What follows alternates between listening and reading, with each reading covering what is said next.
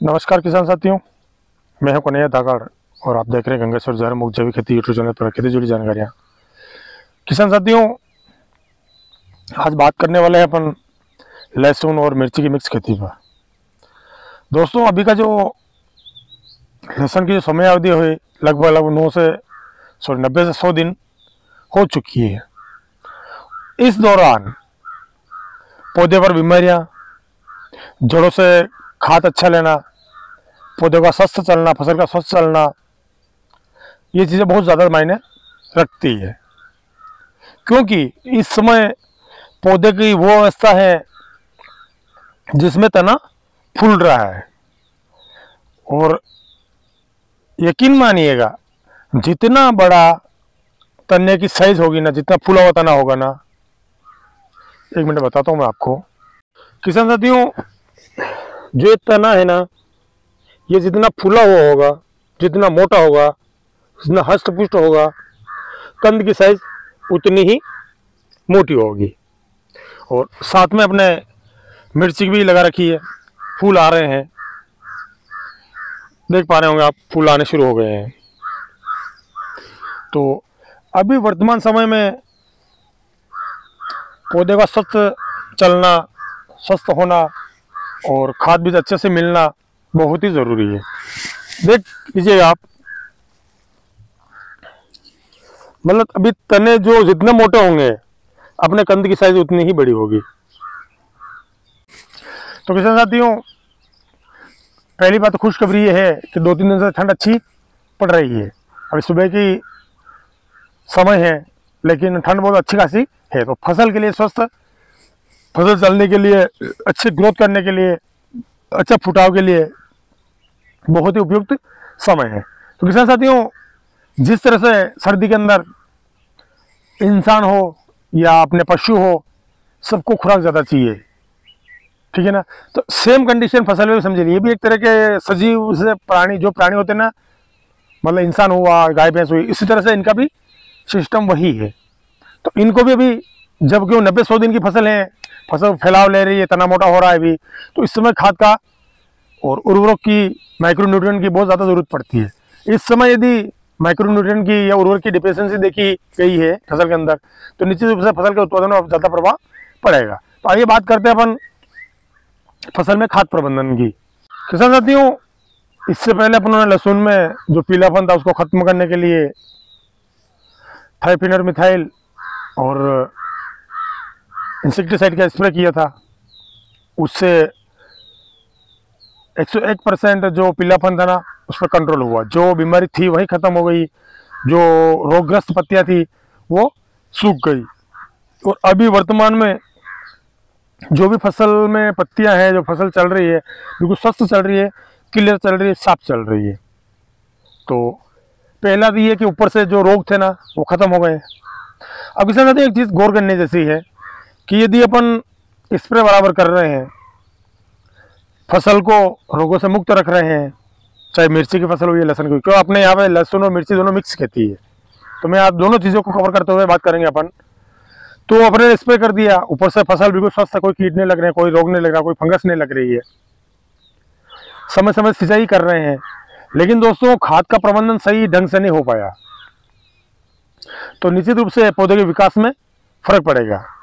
और अभी की स्टेज वो है ना कि लगभग लहसुन और मिर्ची में इनमें लास्ट खाद लग रहा है, इसके बाद में कोई खाद नहीं लगेगा।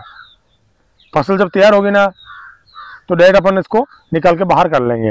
लास्ट खाद है, इस खाद में अपने को सारे खाद है ना, उनका कॉम्बिनेशन बैठाना है और फसल को जितनी हेल्थी हो सके उतनी हेल्थी बनाना है। क्योंकि फसल जितनी अभी लस ग्रीन होगी, जितना तना मोटा होगा, फसल हाइट में होगी, तो वो सारी चीज़ें आगे जाकर जब कन्वर्ट, अपने कंद जो बड़ा होगा, कंद में कन्वर्ट होगी ना, उसके मूल जो होगा वो उसमें कन्वर्ट होगा ना, उसमें सारा रस कंद के अंदर चला जाएगा। और जितना स्वस्थ पौधा होगा, हेल्थी पौधा होगा, जितना बड़ा पौधा होगा, जितना इसका तना मोटा होगा, विशेष करके जितना मोटा तना होगा ना, चाहे फसल की हाइट थोड़ी कम हो तो कोई प्रॉब्लम नहीं है, लेकिन तना मोटा होना चाहिए। जितनी साइज तने की बड़ी होगी ना, उतना कंद मोटा बनेगा। ठीक है दोस्तों, कंद बड़ा बनाना है फसल का, अपने मिर्ची की फसल का भी भरपूर उत्पादन लेना है। साथ में ही कंद का जो कलर है एकदम सफेद होना चाहिए। यदि सफेद कलर है कंद का तो मंडी के अंदर जब अपन उपज ले जाएंगे ना, अपनी लहसुन की फसल ले जाएंगे अपन, तो उस समय रिकॉर्ड तोड़ भाव मिलेंगे अपने को। यदि उस कंद के अंदर पीलापन है तो अपन भाव नहीं ले पाएंगे। तो आइए दोस्तों बात करते हैं आज लहसुन के ऊपर खाद प्रबंधन की। और जो दोस्त इस चैनल में पहली बार वीडियो देख रहे हैं वो वीडियो को लाइक करें, शेयर करें, कमेंट करें और अपने जो किसान साथी हैं ना उन तक ज़्यादा फैलाए, ताकि हर किसान की फसल में अच्छा उत्पादन अपने को मिल सके। किसान साथियों, अभी वर्तमान में खाद की बात करने से पहले अपन थोड़ी सी नज़र पहले जो खाद दिए ना उन पर डाल लेते हैं, ताकि उससे क्या होगा कि अपना एक जो शेड्यूल है, अपने खाद पहले कौन से दिए थे, अब बीच में कौन से दिए, अब कौन से देने हैं। तो सबसे पहले बात करते हैं अपने बेसल डोज की। जब हमने खेत की तैयारी की थी तो उस समय भरपूर देसी खाद डाला था, क्योंकि 2 फसल लेनी है अपने को, लहसुन भी लेना है, मिर्ची भी लेनी है। साथ में ही रासायनिक जो उर्वरक होते हैं ना उनको भी अपने ने अच्छा खासा डाला था। तो किसान साथी उस समय अपनों ने NPK डाला था, फॉस्फोरस डाला था, सल्फर डाला था, पोटाश डाला था, और DAP के अंदर जो अमोनियम सल्फेट करके एक खाद आता है ना उसको भी डाला था, आधा बैग डाला था उसमें, और 1 बैग जो अपने यूरिया का डाला था। ये पूरा 1 एकड़ की बेसल डोज की मैं बात कर रहा हूँ, क्योंकि लगभग 1 एकड़ से थोड़ा सा ऊपर है ये लहसुन मिर्ची का अपना खेत है। उसके बाद में सब किसान साथियों जब पिलाते रहे, अपने बीच में कोई खाद नहीं दिया अपनों ने।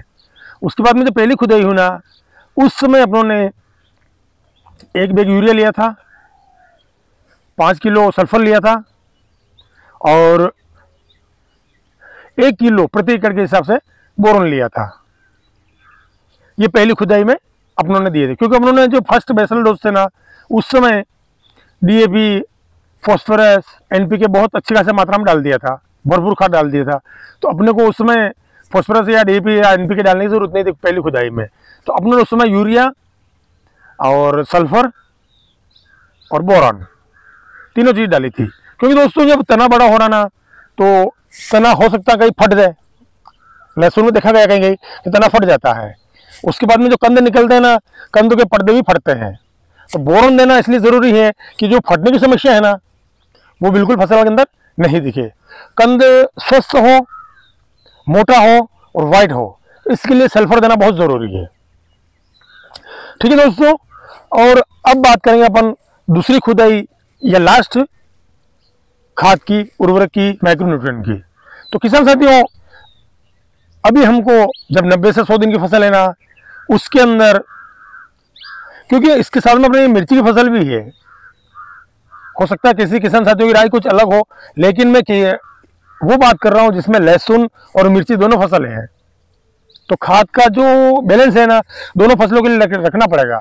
और मिर्ची का उत्पादन अपने को अच्छा लेना आने वाले दिनों में। फूल आने लग गए हैं, कई छोटे छोटे कोरिया बनने लगे हैं, तो निश्चित रूप से फसल बिल्कुल स्वस्थ है, तो अपने को उत्पादन में कहीं कमी नहीं मिलेगी। तो अपने जो खाद का प्रबंधन करेंगे ना वो लहसुन के लिए भी करना है और मिर्ची के लिए भी करना है।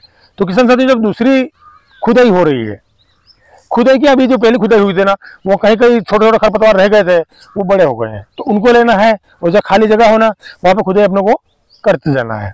तो किसान साथियों, अब की बार जो खाद का प्रबंधन है वो कुछ अपने को डिफेंड करना है, ताकि फसल स्वस्थ रहे और तना मोटा और अच्छा उत्पादन अपने को मिले। तो किसान साथियों, इसमें सबसे पहले अपने को प्रति एकड़ के हिसाब से बात कर रहा हूँ मैं खाद की। 1 बैग 12-32-16 NPK जो आता है ना उसका लेना है किसान साथियों। उसके साथ में अपने को 1 बैग नाइट्रोजन का भी लेना है, यानी यूरिया का, जो 45 किलो का यूरिया कट्टा आता है ना वो लेना है, क्योंकि मिर्ची भी है, लहसुन भी है किसान साथियों। उसके साथ में अपने को प्रति एकड़ 40 किलो पोटाश लेना है। पोटाश कई वीडियो में बात कर चुके हैं अपन। जितने भी तरह की मौसम से का अच्छा प्रभाव हो, बुरा प्रभाव हो, धुंध हो, बारिश हो, ठंड हो, गर्मी हो, और आने वाले समय में गर्मी बनने वाली है, तो उस समय जब पौधा ट्रेस में आएगा उस ट्रेस से निकालने के लिए निश्चित रूप से पोटा 100% काम करेगा। साथ में ही जो जमीन से खाद अपन दे रहे हैं, उर्वरक दे रहे हैं, उनको लेकर भी पौधे में अच्छे रूप से ये पहुंचाएगा, और जमीन से जितने भी तनाव पौधे को, फसल को मिलने वाले हैं उनसे भी पोटाश अपना दूर रखेगा किसान साथियों। उसके साथ में अपने को 5 किलो प्रति एकड़ जिंक लेना है। ठीक है, इसके साथ में ही अपने को, क्यों दोस्तों, अपने उर्वरक का लास्ट डोज है अपना, तो इसमें अपने को सारा उर्वरक का एक बैलेंस बनाना है। जो कैल्शियम नाइट्रेट आता ना 10 किलो का बैग, वो प्रति एकड़ के हिसाब से अपने को लेना है, और साथ में ही 1 किलो बोरॉन और अपने को देना है। तो लहसुन की फसल भी अभी उस कंडीशन में है कि जब इसकी जवानी चल रही है, और यदि जवानी में खान पीन अच्छा रहा ना तो बुढ़ापे में समय अच्छा गुजरता है। ये अपने इंसानों के लिए है, तो सेम कंडीशन फसल के लिए भी है। यदि अभी स्वस्थ फसल होगी, अच्छा फसल होगी, ग्रोथ अच्छी होगी, तना मोटा होगा, मिर्ची में फूटा अच्छा होगा, तो आगे जाके अपने को बहुत ज़्यादा बेनिफिट मिलने वाले हैं। तो दोस्तों NPK हो गया, यूरिया हो गया, पोटाश हो गया, कैल्शियम हो गया और बोरॉन हो गया। किसान साथी इसके साथ में ही यदि आपके खेत के अंदर भरपूर रूप से अच्छे खासा देसी खाद डाल रखा, अपने पका हुआ गोबर डाल रखा है, तो आपको जो वेस्ट डिकम्पोजर है ना है उसको भरपूर मात्रा में खेत में चलाना है। वेस्ट डिकम्पोजर वो लेना है, कौन सा, लिक्विड वाला, ओरिजिनल लिक्विड वेस्ट डिकम्पोजर था ना, वो लेना है। दूसरे किसी के बातों में बहकाव में नहीं आना है, और जितना हो सके उतना खेत के अंदर चलाना है। उससे क्या होगा दोस्तों, जो खाद अपन दे रहे हैं, सारा खाद को वेस्ट डिकम्पोजर अंदर के जो बैक्टीरिया है ना वो खा करके उस फॉर्म में फसल को उपलब्ध कराएंगे, अवेलेबल कराएंगे, जिस रूप में फसल को वो खाद चाहिए। एक फायदा ये हो गया। दूसरा फायदा ये होगा दोस्तों, उसके अंदर वो सारे बैक्टीरिया मौजूद है वेस्ट डिकम्पोजर के अंदर, जो जड़ों के फुटाव में अत्यधिक फायदा करेंगे। जितनी जड़ें ज़्यादा फैलेगी ना उतना खाद को ज़्यादा ऑब्जर्व करेगा जड़ें, और जड़ें खाद को ज़्यादा जितना ज़्यादा ऑब्जर्व करेगी ना पौधा उतना हेल्थी रहेगा। तो वेस्ट डिकम्पोजर चलाना है। यदि आपने देसी खाद नहीं डाल रखा है, वेस्ट डिकम्पोजर आप नहीं चला पा रहे हो, तो दोस्तों आपको प्रति एकड़ 5 किलो माइक्रोराजा देना है। ठीक है, और जब आप सिंचाई करो और ये खाद दे रहे हो, उससे पहले स्प्रे करना तो आप कर लीजिएगा, क्योंकि माइक्रोराजा में जो बैक्टीरिया होते हैं ना, उन बैक्टीरिया को कम से कम 5 से 7 दिन का समय जमीन के अंदर देना है आपको। यदि अपनों ने माइक्रोराजा दिया, सिंचाई कर दो, तुरंत स्प्रे कर दिया, फंगिसाइड डाले हैं, कीटनाशक डाला है, तो संभावित रूप से जो माइक्रोराजा बैक्टीरिया है ना वो अपना काम नहीं कर पाएंगे, मर जाएंगे, खत्म हो जाएंगे। तो या तो आप स्प्रे पहले कर दीजिए, उसके बाद में निराई गुड़ाई करके माइक्रोराजा खादों के साथ मिलाकर बुरकाव कर दीजिए, पानी दे दीजिए और 5-7 दिन निकलने दीजिए। इतने समय में वो अपना काम दिखाना शुरू कर देंगे। और मिर्ची की फसल साथ में है ना, तो अपने 10-12-15 दिन में फसल में स्प्रे करना ही रहता है। तो ये चीज़ जरूर ध्यान में रखिएगा और समय समय सिंचाई करते रहिएगा। दोस्तों 100 नहीं 101% में गारंटी ले सकता हूँ, यदि इस तरीके से अपन फसल का प्रबंधन करेंगे, इस बताए गए तरीके से आप मिर्ची और लहसुन की खेती करेंगे, तो निश्चित रूप से अपनों को एक अच्छा उत्पादन लेने से, मोटे कंद मिलने से, सफ़ेद कंद मिलने से और मिर्ची के अंदर भरपूर उत्पादन मिलने से कोई नहीं रोक सकता है। तो किसान साथियों, आज की वीडियो में इतना ही। मिलते हैं किसी अगले वीडियो में एक नई जानकारी साथ में। तब तक के लिए जय हिंद, जय भारत। दोस्तों वीडियो पसंद आए तो लाइक, शेयर, कमेंट और चैनल को सब्सक्राइब करना ना भूलिएगा। मिलते हैं किसी अगले वीडियो में, तब तक के लिए जय हिंद, जय भारत, जय श्री राम।